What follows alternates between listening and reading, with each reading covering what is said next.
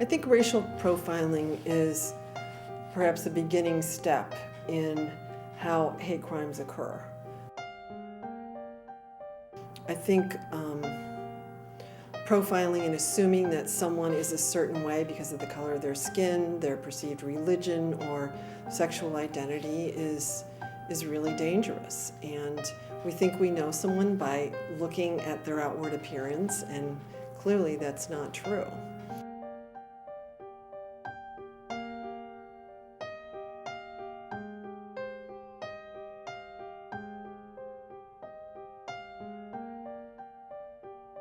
We look at someone, we identify them as the other from whoever we are, and that's the beginning of, sort of differentiating ourselves from someone with around the country. But it is part of everyday life too, is that we profile, we stereotype. How can we interrupt that? How can we sort of interrupt that that sort of idea in our mind about who someone is because of how they look and what our preconceived notions of them are based on stereotype and a profile that we might have in our mind. My name is Mario Hurd. I'm a sophomore at Soda High School. So on February 6th, I turned 16, so I'm able to apply for jobs. So I sent in some applications and I had a couple interviews, and I didn't get a call back for a couple jobs. I didn't get the job. And so I go into these places and I look around and I don't see any colored or black people. It's just all one race.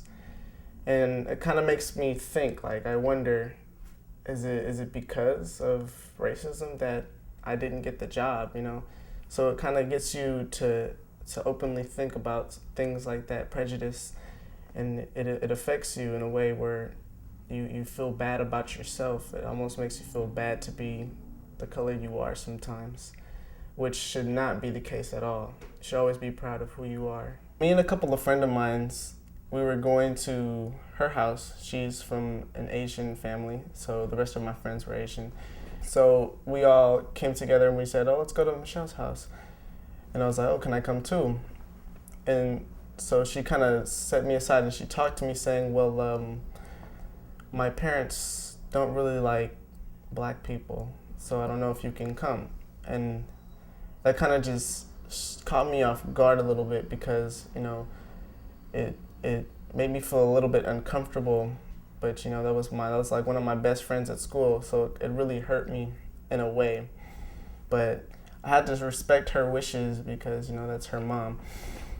But it kind of made me feel like bad inside because I come from such a diverse family. Like, I have part of my family is Japanese, and I have black, then I have white.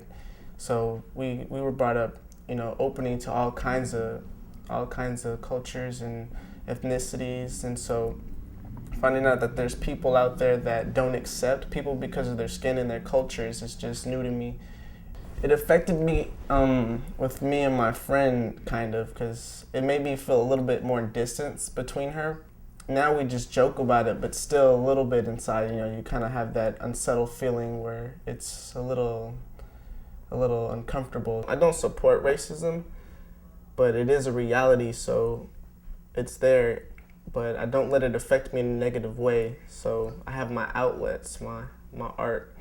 I write music, I make movies, I write stories, and it helps me keep my head on my shoulders so I don't get sucked into the game, so I don't find myself being racist to others, and I don't let others affect me when they be racist to me, because once you react to racism in a negative way, you're just strengthening it, and it's gonna never die if you keep strengthening. So you must be positive as much as you can, and as hard as it is, but that's the reality of how racism is.